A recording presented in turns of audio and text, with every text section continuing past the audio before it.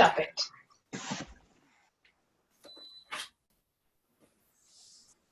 Are you ready, Matthew, or should we move on to, should we come back around?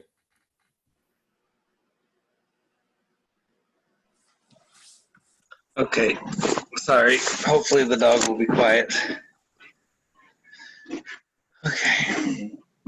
After bathing in the river Kaveri, Sri Chaitanya Mahaprabhu saw the temple of Ranganath and offered his ardent prayers and obeisances. Thus he felt himself successful. In the temple of Ranganatha, Sri Chaitanya Mahaprabhu chanted and danced in ecstatic love of Godhead. Seeing his performance, everyone was struck with wonder. A Vaishnav known as Venkata Bhatta then invited Sri Chaitanya Mahaprabhu to his home with great respect. Sri Venkata Bhatta took Sri Chaitanya Mahaprabhu to his home. After he washed the Lord's feet, all the members of his family drank the water.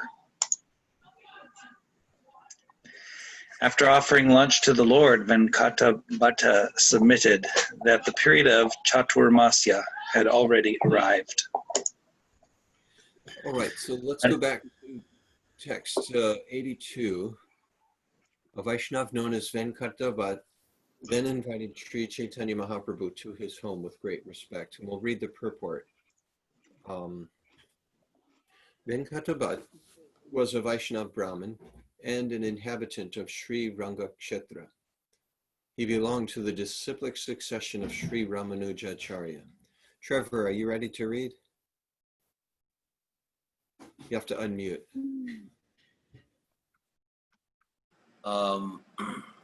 Sri Ranga is one of the places of pilgrimage in the province of Tamil Nadu. The inhabitants of that province do not retain the name Venkata. Anandi, are you in? Yeah. It is therefore supposed that Venkata Bhatta did not belong to that province, although he may have been residing there for a very long time. Venkata Bhatta was in a branch of the Ramanuja Sampradaya known as Padagalai. Suprita? You can skip me. My laptop is still loading. Okay. Matthew? He had a brother in the Ramanuja Sampradaya known as Sripad Prabodhananda Saraswati. The son of Venkata Bhatta was later known in the Gaudiya Sampradaya as Gopal Bhatt Goswami, and he established the Radha Ramana temple in Vrindavan. More information about him may be found in a book known as the Bhakti Ratnakar by Narhari Chakravarti. Okay, you just got a whole bunch of names here that probably don't mean much to you. But Venkata Bhatta is pretty important, especially because of Gopal Bhatta, one of the 6 Goswamis. And let's see, Prabodhananda Saraswati is also, he's quoted. There's some verses by him that Prabhupada refers to. Let's see, are there more? When you're in the Saraswati order, aren't you a Shaivite?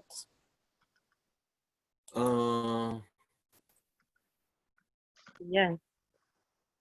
Saraswati. Srila Prabhupada's spiritual masters. Yeah, Bhaktivedanta Saraswati. Let's see, there are sannyasi names that were given by the Shankar's lineage. But then there are also names used in other lineages as well. Okay. So I don't think he was in that sampradaya. I don't know, he could be. But the verses that Prabhupada quotes from him are all about Krishna Bhakti.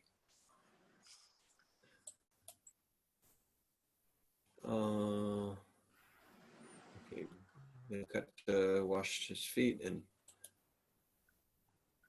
85. All right. So 86. Sri Chaitanya Mahaprabhu remained at the house of Venkata Bhatt for 4 continuous months. The Lord passed his days in great happiness, enjoying the transcendental mellow of discussing Lord Krishna's pastimes. While there, Sri Chaitanya Mahaprabhu took his bath in the river Kaveri and visited the temple of Sri Ranga. Every day, the Lord also danced in ecstasy. The beauty of Lord Chaitanya's body and his ecstatic love of God were witnessed by everyone. Many people used to come see him, and as soon as they saw him, all their unhappiness and distress vanished. Many hundreds of thousands of people from various countries came to see the Lord, and after seeing him, they all chanted the Hare Krishna Maha Mantra. Indeed, they did not chant anything but the Hare Krishna Maha Mantra, and all of them became Lord Krishna's devotees. Thus the general populace was astonished. Suma, we're in chapter 9, text 91, and Trevor's going to read.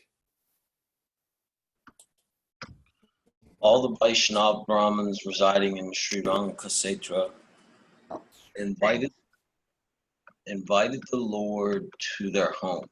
Indeed, he had an invitation every day. Each day the Lord was invited by a different Brahmana, but some of the Brahmanas did not get the opportunity to offer him lunch because the period of Chaturmas came to an end. In the holy place of Sri Ranga Kshetra, a Brahmin Vaishnav used to visit the temple daily and recite the entire text of Bhagavad Gita. The Brahmana regularly read the 18 chapters of the Bhagavad Gita in great transcendental ecstasy, but because he could not pronounce the words correctly, people used to joke about him. Due to his incorrect pronunciation, people sometimes criticized him and laughed at him, but he did not care. He was full of ecstasy due to reading the Bhagavad Gita and was personally very happy. Anandi? While reading the book, the Brahmana experienced transcendental bodily transformations. The hairs on his body stood on end. Tears welled up in his eyes, and his body trembled and perspired as he read. Seeing this, Sri Chaitanya Mahaprabhu became very happy. Sri Chaitanya Mahaprabhu asked the Brahmana, "My dear sir, why are you in such ecstatic love? Which portion of the Bhagavad Gita gives you such transcendental pleasure?" The Brahmana replied, "I am illiterate and therefore do not know the meaning of the words. Sometimes I read the Bhagavad Gita correctly and sometimes incorrectly. But in any case, I am doing this in compliance with the orders of my spiritual master." The Brahmana continued, "Actually, I only see Lord Krishna sitting on a chariot as Arjuna's charioteer. Taking the reins in his hands, he appears very beautiful and blackish. While seeing Lord Krishna sitting in a chariot and instructing Arjuna, I am filled with ecstatic happiness." Okay, Anandi, go back and read text 98, and we're going to read that purport. The Brahmana replied, "I am illiterate and therefore I do not know the meaning of the words. Sometimes I read the Bhagavad Gita correctly and sometimes incorrectly. But in any case, I am doing this in compliance with the orders of my spiritual master." Suprita, are you in yet? Yeah, Okay, go ahead, start the purport. this is a good example of a person who had become so successful that he was able to capture the attention of Sri Chaitanya Mahaprabhu even while reading the Bhagavad Gita incorrectly. His spiritual activities did not depend on material things such as correct pronunciation. Suma, are you in? I'm in. Where are you though? Exactly. You're not in. No, I mean because I thought you were reading the purport for something, Text but 98. Text 98. yeah, text 98, where it starts with Brahmana replied. Yes. The So purport. I just read the text, or I just read the text? Go into the purport. Rather Oh. his success. We'll come back to you. Suprita, read your 2 sentences again. This is a good example of a person who had become so successful that he was able to capture the attention of Sri Chaitanya Mahaprabhu even while reading the Bhagavad Gita incorrectly. His spiritual activities did not depend on material things such as correct pronunciation. Okay. Are you ready, Suma? Yes, yeah. Rather, his success depended on strictly following the instructions of his spiritual master. Yasya deve para bhaktir, yatha deve tatha guru, tasya te kathita hai artha, prakashante mahatmana.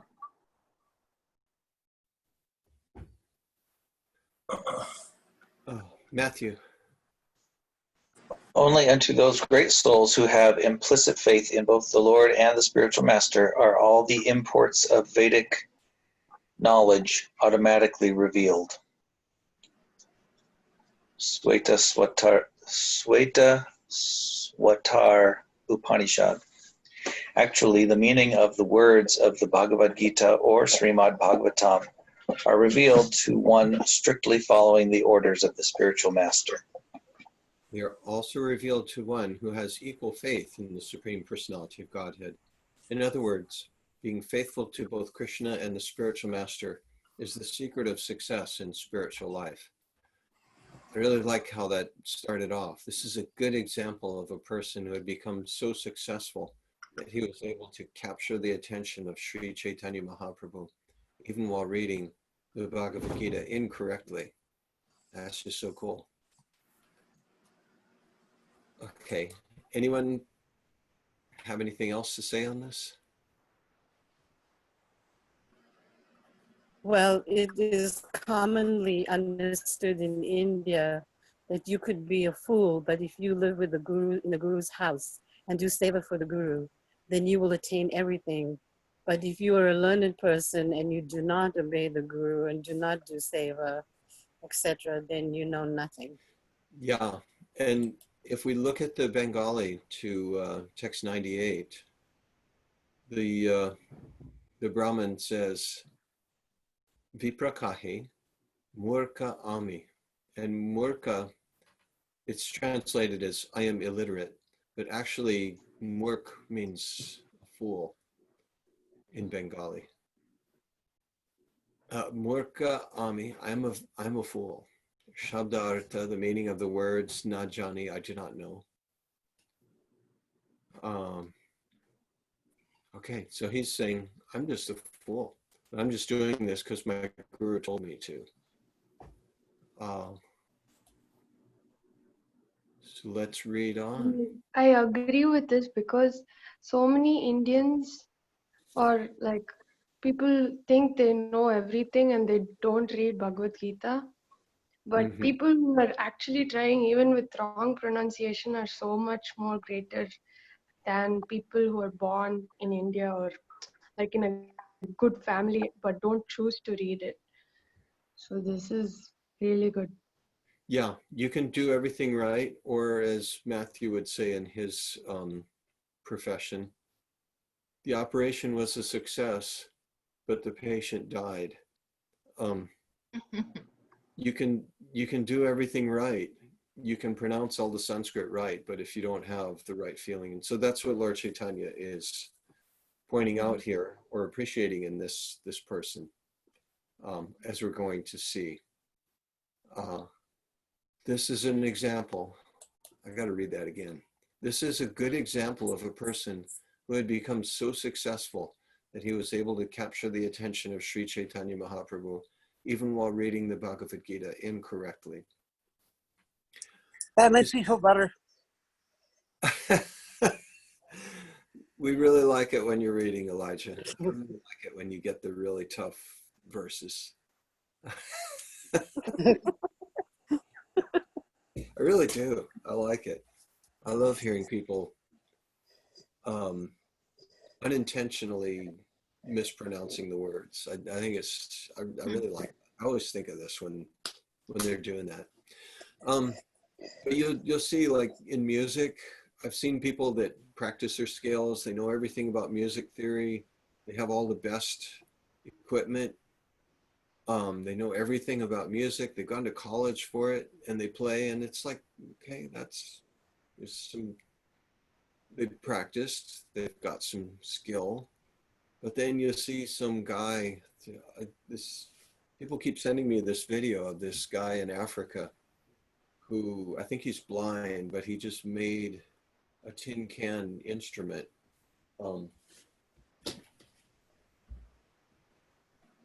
Just like this one.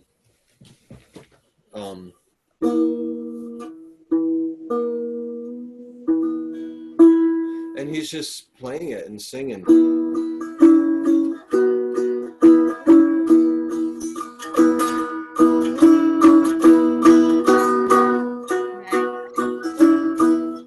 So he's singing this beautiful song, and he's never gone to college for studying music. He's just singing what's in his heart, and it sounds so good. And the instrument isn't perfect, but it moves people. And later on, we're going to read something where they're discussing some poetry. Devotees of Lord Caitanya are discussing some poetry, and they say, what is the use of poetry? It doesn't strike the heart and make your head spin. So here's a guy who's reading the Bhagavad Gita, and he can't even pronounce the words, but he's attracted the attention of Lord Caitanya. His spiritual activities did not depend on material things such as correct pronunciation. So that's encouraging. So let's move on. Trevor, read 101. As long as I read the Bhagavad Gita, I simply see the Lord's beautiful features. It is for this reason that I am reading the Bhagavad Gita, and my mind cannot be distracted from this. Sri Chaitanya Mahaprabhu told the Brahmana, indeed you are an authority in the reading of the Bhagavad Gita. Whatever you know constitutes the real purport of the Bhagavad Gita. After saying this, Lord Chaitanya Mahaprabhu embraced the Brahmana, and the Brahmana, catching the lotus feet of the Lord, began to cry. The Brahmana said, upon seeing you, my happiness is doubled. I take it that you are the same Lord Krishna. The mind of the Brahmana was purified by the revelation of Lord Krishna, and therefore he could understand the truth of Sri Chaitanya Mahaprabhu in all details. Okay, Suprita and then Suma. Okay. Sri Chaitanya Mahaprabhu then taught the Brahmana very thoroughly and requested him not to disclose the fact that he was Lord Krishna himself. The Brahmana became a great devotee of Sri Chaitanya Mahaprabhu, and for 4 continuous months he did not give up the Lord's company. Sri Chaitanya Mahaprabhu remained at the house of Venkata Bhatta and constantly talked with him about Lord Krishna. In this way, he was very happy. Being a Vaishnava in Ramanuja Sampradaya, Venkata Bhatta worshipped the deities of Lakshmi and Narayana. Seeing his pure devotion, Sri Chaitanya Mahaprabhu was very satisfied. Constantly associating with each other, Sri Chaitanya Mahaprabhu and Venkata Bhatta gradually developed a friendly relationship. Indeed, sometimes they laughed and joked together. Sri Chaitanya Mahaprabhu told the Bhattacharya, your worshipable goddess of fortune, Lakshmi, always remains on the chest of Narayan, and she is certainly the most chaste woman in the creation. However, my lord is Lord Sri Krishna, a cowherd boy who is engaged in tending cows. Why is it that Lakshmi, being such a chaste wife, wants to associate with my lord? Just to associate with Krishna, Lakshmi abandoned all transcendental happiness in Vaikuntha and for a long time accepted vows and regulative principles and performed unlimited austerities. Chaitanya Mahaprabhu then said, O Lord, we do not know how the serpent Kalia attained such an opportunity to be touched by the dust of your lotus feet. Even the goddess of fortune, for this end, performed austerities for centuries, giving up all other desires and observing austere vows. Indeed, we do not know how the serpent Kalia got such an opportunity. Venkata Bhatta then said, Lord Krishna and Lord Narayana are one and the same, but the pastimes of Krishna are more relishable due to their sportive nature. Go ahead, Matthew. Since Krishna and Narayan are the same personality, Lakshmi's association with Krishna does not break her vow of chastity. Rather, it was in great fun that the goddess of fortune wanted to associate with Lord Krishna. Venkata Bhatt continued, according to transcendental realization, there is no difference between the forms of Narayan and Krishna. Yet in Krishna, there is a special transcendental attraction due to the conjugal mellow, and consequently he surpasses Narayan. This is the conclusion of transcendental mellows. The goddess of fortune considered that her vow of chastity would not be damaged by her relationship with Krishna. Rather, by associating with Krishna, she could enjoy the benefit of the rasa dance. Venkat Bhatta further explained, Mother Lakshmi, the goddess of fortune, is also an enjoyer of transcendental bliss. Therefore, if she wanted to enjoy herself with Krishna, what fault is there?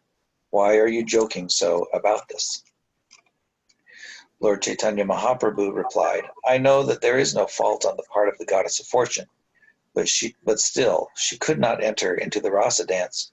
We hear this from the revealed scriptures.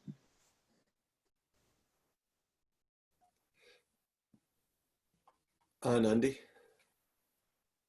When Lord Sri Krishna was dancing with the gopis in the Rasa Leela, the gopis were embraced around the neck by the Lord's arms. This transcendental favor was never bestowed upon the goddess of fortune or the other consorts in the spiritual world, nor was such a thing ever imagined by the most beautiful girls in the heavenly planets, girls whose bodily luster and aroma exactly resemble the beauty and fragrance of lotus flowers. And what to speak of worldly women who may be very, very beautiful according to material estimation. But can you tell me why the goddess of fortune, Lakshmi, could not enter the rasa dance? The authorities of Vedic knowledge could enter the dance and associate with Krishna.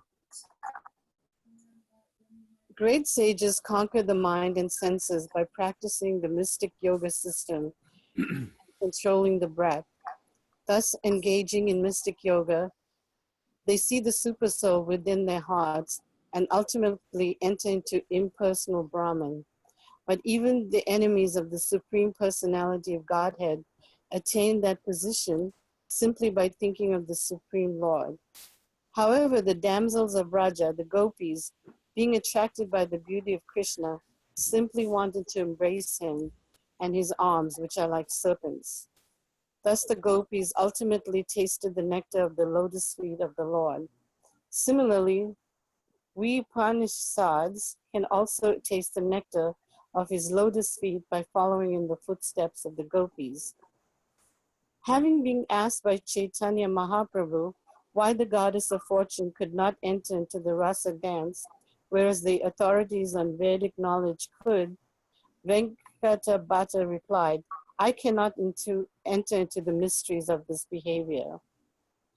Venkata Bhatta then said, I am an ordinary human being.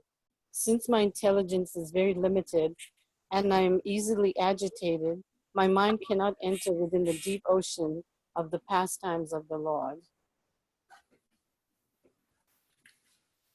All right. Did anyone follow what just happened there? Well, I had a question, which is, it seems like some of these quoted verses are the same ones that were quoted in the previous chapter. I don't know if that's correct. They just seem very similar, very familiar. Yep, you noticed that. Okay, that's good. That's good. I have a question. Is he saying when he says we Upanishads, is he referring to the Upanishads as devotees? The personified Vedas, the prayers by the personified Vedas, that's one of the last chapters in the 10th canto. And the Vedas personified are speaking and offering prayers to the Lord. And they said, we desire to enter into the rasa dance with Krishna. And they were able to. And so that verse is used as evidence by Lord Caitanya. And he quoted another verse during the rasa dance where the gopis are dancing with Krishna, and they're saying even the goddess of fortune doesn't get this kind of favor. She did austerities for hundreds of years, but was not able to enter into the rasa dance just because she has a different kind of mentality. She wasn't able to abandon. Okay, yeah, this goes into a long, deep thing. You want to jump into the rasa dance, you have to leave your husband behind. You have to go off with Krishna. And she was like, well, I can't do that. My husband is Lord Narayan, Lord Vishnu. I can't leave him. I said, well, sorry, you can't come in. And so Lord Caitanya is kind of joking with Venkata Bhatt. He feels really good with him because they're talking about Krishna. But then he's also like saying, you worship Lakshmi, but she's not able to go into the rasa dance. First, he starts the joke by saying, your worshipable goddess Lakshmi is so chaste. Why is it that she wants to go off and dance with Krishna? Venkata Bhatt says, there's no difference between Krishna and Narayan. So there's no wrong in that. She just wants to see her husband in a different mood. And then Lord Caitanya asks, well, why is it that she wasn't able to go in? She wasn't able to join. And Venkata Bhatt just thought, no one's ever asked a question like that before. You must be someone really evolved to even think of something like that, to notice these things in the Vedas. He says, that's beyond me. I'm an ordinary human being. Since my intelligence is very limited and I'm easily agitated, my mind cannot enter within the deep ocean of the pastimes of the Lord. Okay, should we move on, or is there any more discussion, any questions?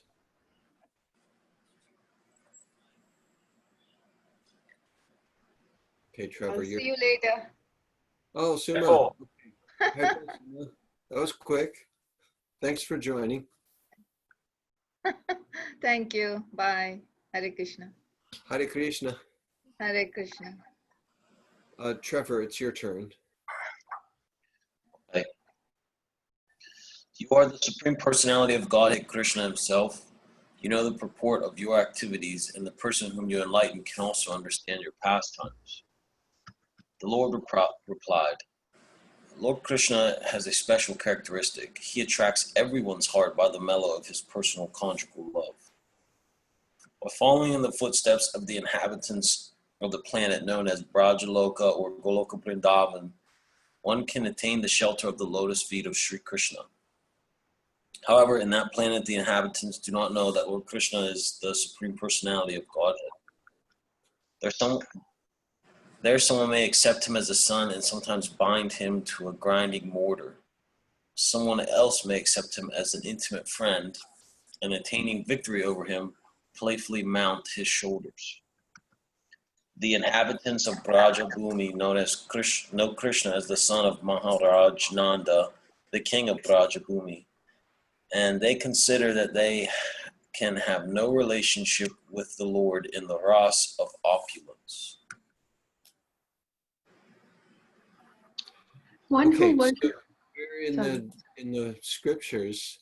It's like he's talking to someone who's following all the rules and rituals of temple worship, and nowhere in the worship of the temple do they tell you that you should threaten the deity with a stick and tie the deity up to a grinding mortar, or jump on the shoulders of the deity of Lord Vishnu.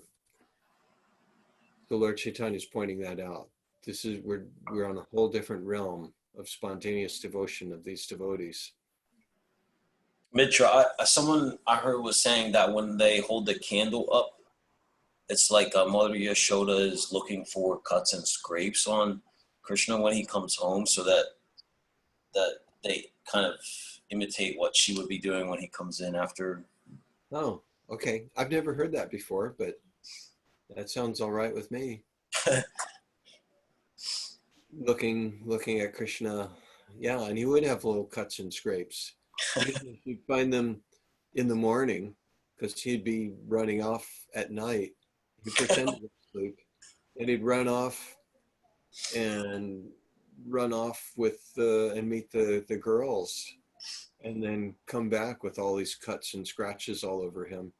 Mother Yashoda would ask, "Well, what happened?" "Oh, I fell in the bushes yesterday, and oh, how come you're wearing these other clothes? You were wearing something different when." "I don't know. These are girls' clothes." Um, Sometimes they would switch clothes, and all of these things are going on. Anyway, but Yashoda, because she's in that mood of parental love, she just thinks Krishna is her little baby. That's all she ever sees him as. She doesn't see him as going off and playing with girls. He's not old enough for that. She never sees him that way. Everyone is in their particular mood, and they don't leave that. There's one time he steals gopis' dresses when they're like taking a bath. That's funny. Yeah, yeah, steals all of their clothes, and oh boy. But that was something that they prayed for. They wanted him to do that. Of course, it wasn't exactly like that, but they didn't want it to happen exactly like that. But okay, so yeah, all of these things are going on, and this is like not the normal way to worship the way Venkata Bhatt worships Lord Vishnu, Lord Narayan. So Lord Chaitanya is just kind of teasing him a little bit and kind of expanding his way of thinking. All right, go ahead, Suprita. One who worships the Lord by following in the footsteps of the inhabitants of Rajabhumi attains him in the transcendental planet of Raja, where he is known as the son of Maharaj Nanda.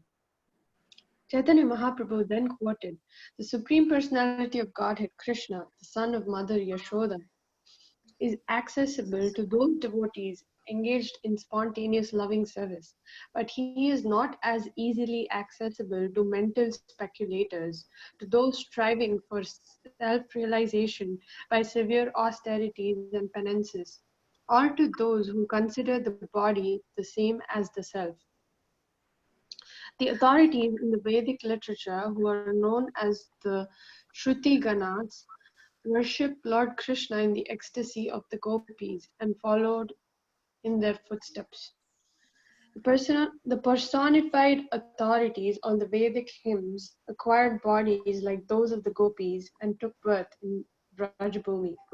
In those bodies, they were allowed to enter into the Lord's Rasa Leela dance. Lord Krishna belongs to the cowherd community, and the gopis are the dearmost lovers of Krishna. Although the wives of the denizens of the heavenly planets are most opulent within the material world, neither they nor any other women in the material universe can acquire Krishna's association.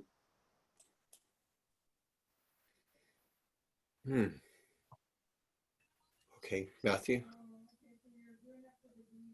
The goddess of fortune, Lakshmi, wanted to enjoy Krishna and at the same time retain her spiritual body in the form of Lakshmi. However, she did not follow in the footsteps of the gopis in her worship of Krishna.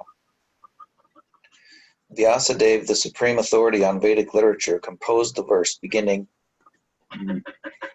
Nayang Sukhapo Bhagavan, because no one can enter into the Rasa Leela dance in any body other than that of a gopi. Before this explanation was given by Sri Caitanya Mahaprabhu, Venkata Bhatt thought that Sri Narayan was the Supreme Personality of Godhead. Thinking in this way, Venkata Bhatt believed that worship of Narayan was the supreme form of worship, superior to all other processes of devotional service, for it was followed by the Sri Vaishnava disciples of Ramanujacharya. Sri Chaitanya Mahaprabhu had understood this misconception of Venkata Bhatta's, and to correct it, the Lord talked so much in a joking way. Special sound effects.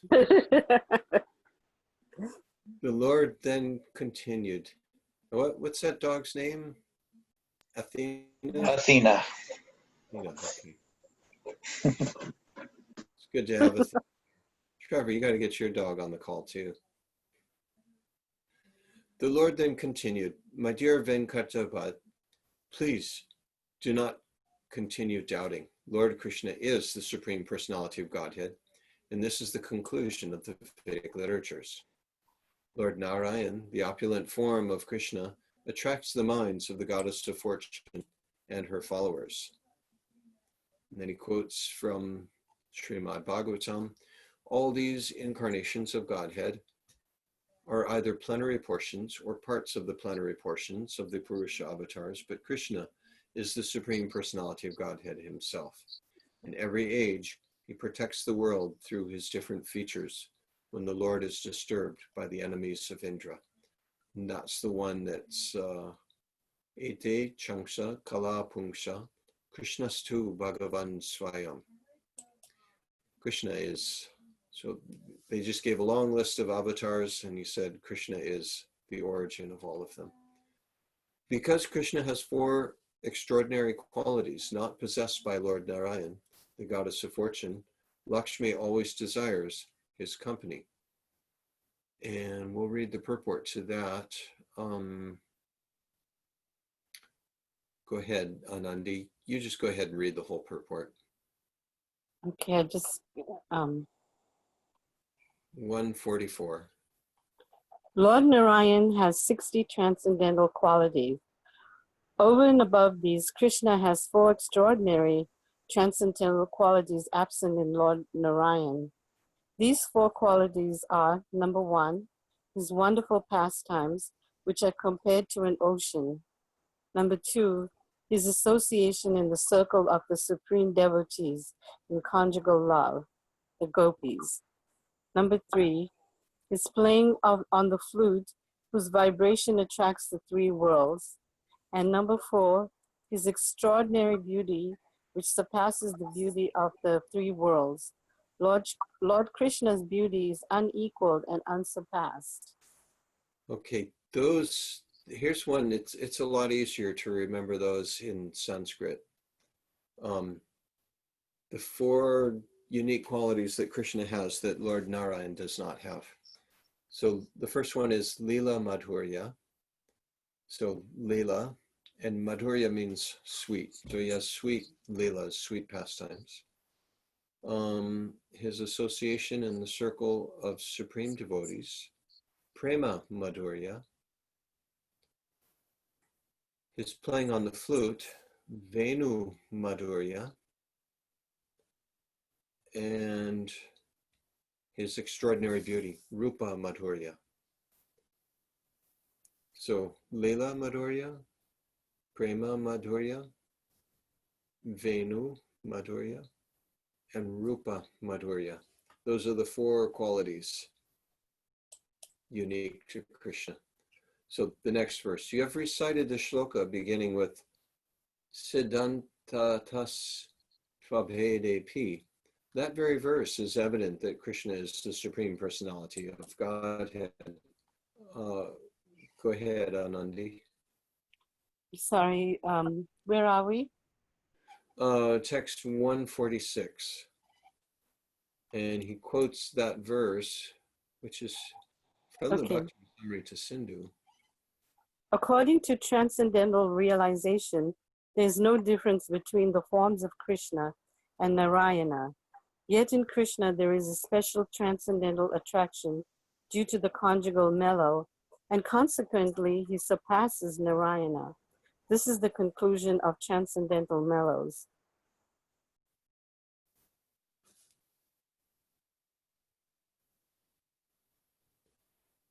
Uh-oh. We lost Anandi. Lord Narayan, to say nothing of Lord Narayana personally, Lord Krishna himself appeared as Narayana just to play a joke on the gopis. Although Krishna assumed the four-armed form of Narayana, he could not attract the serious attention of the gopis in ecstatic love. Once Lord Sri Krishna playfully manifested himself as Narayana with 4 victorious hands and a very beautiful form. When the gopis saw this exalted form, however, the ecstatic feelings were crippled. A learned scholar therefore cannot understand the gopis' ecstatic feelings, which are firmly fixed upon the original form of Lord Krishna as the son of Nanda Maharaj. The wonderful feelings of the gopis in ecstatic paramarasa with Krishna constitute the greatest mystery in spiritual life. Trevor. In this way, Lord Sri Chaitanya Mahaprabhu deflated the pride of Venkatabhata, but just to make him happy again, he spoke as follows. The Lord pacified Venkatabhata by saying, "Actually, whatever I have said is by way of jest. Now you can hear from me the conclusion of the Shastras, in which every Vaishnava devotee has firm faith. There is no difference between Lord Krishna and Lord Narayan, for they are of the same form. Similarly, there is no difference between the gopis and the goddess of fortune, for they also are of the same form. The goddess of fortune enjoys the association of Krishna through the gopis. One should not differentiate between the forms of the Lord, for such a conception is offensive. There is no difference between the transcendental forms of the Lord. Different forms are manifested due to different attachments of different devotees. Actually, the Lord is one, but he appears in different forms just to satisfy his devotees." Ooh. When the jewel known as Vaidurya touches various other materials, it appears to be separated into different colors, and consequently, its form also appears different. Similarly, according to the meditational ecstasy of the devotee, the Lord, who is known as Achyuta, the infallible one, appears in different forms, although he is essentially one. Is this the touchstone that you were talking about? No, Vaidurya is a different stone. What is it? Are you talking about the Chintamani stone? Yeah, but this is different from the Chintamani. Vaidurya. Let's see. Let's just look that up really quick. Is that in the Brahma Samhita?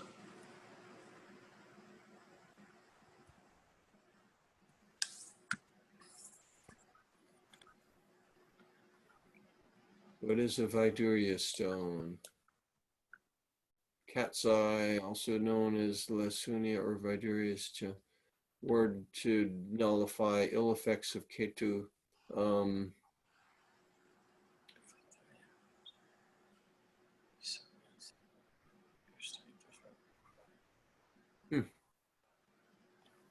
also called cat's eye. I don't know anything about it.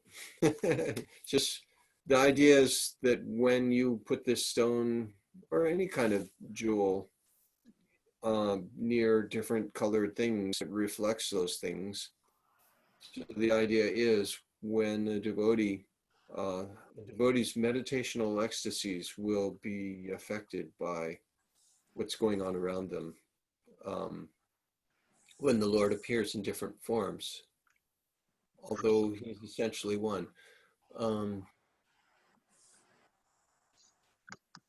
Okay, depending on how the devotees meditate, the Lord will appear in different ways, just like that stone appears different colors and sometimes different shapes in its environment. So the meditation of the devotee can cause the Lord to appear in different forms. I think that's what's being said. It says that it's called chrysoberyl.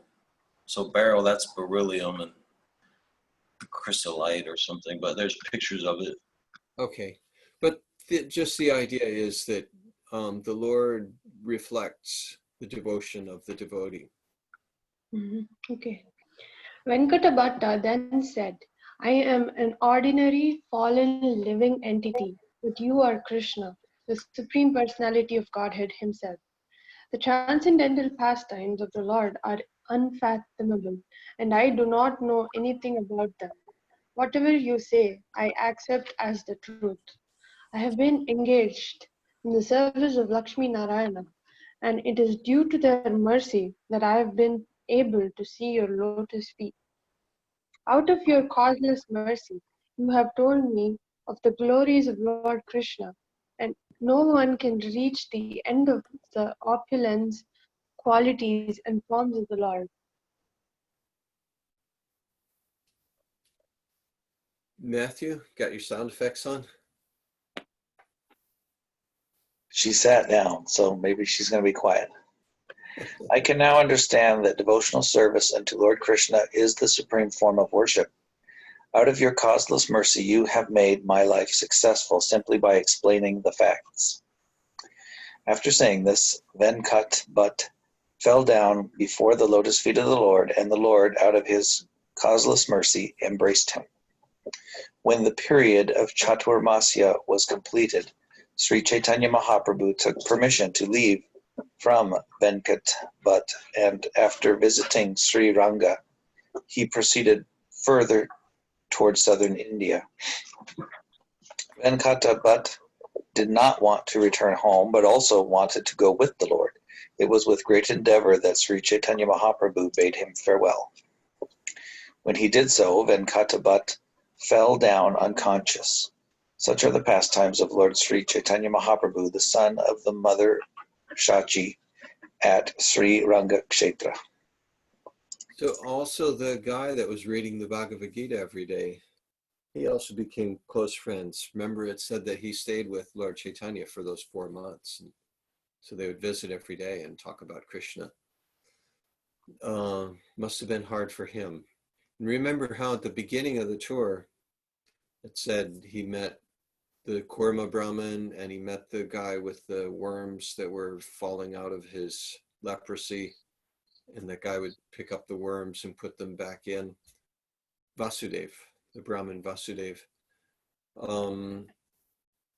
And so both of them, they just said, I want to travel with you. I don't want to stay home. And Lord Chaitanya said, no, you stay home. And Yare Deke Tarikaha Krishna Upadesh Amara Gyaya Guru Tarahanidesh. Become a guru, just tell people about Krishna and chant. And he said, if you do this, you will always have my association. Pabe Mora Sangha. Vishaya Taranga, the waves, the problems of Vishaya will not bother you anymore if you do this. You will always have my company. So this seems like a good place to stop. He's leaving Ranga Kshetra. Now he's going to go visit some more places. So we got to meet Venkata Bhatt, who has a famous brother. What was his name? Something Saraswati. Prabodhananda Saraswati. And Venkata Bhatt's son becomes someone very famous, Gopal Bhatta. Gopal Bhatta, it's not mentioned here, but he was really young. He was a little kid. And so he got to spend those 4 months with Lord Chaitanya, serving him as a little kid, kind of like Narada Muni serving the sadhus at his mother's house in his previous life. All right. Any questions? What was that four qualities again? Okay, good question. Let's see if anybody can remember any of them. Leela Madhurya, Leela Madhurya, Prem Madhurya, Prema Madhurya, Venu Madhurya, uh-huh. and something else. Do you remember what it meant? Beauty. Yeah. Rupa. Yeah. Whoa, man. Trevor got it. Man, give him some finger snaps. That was tight. Nice. That was real good. Good question. Good answers too. Anybody else?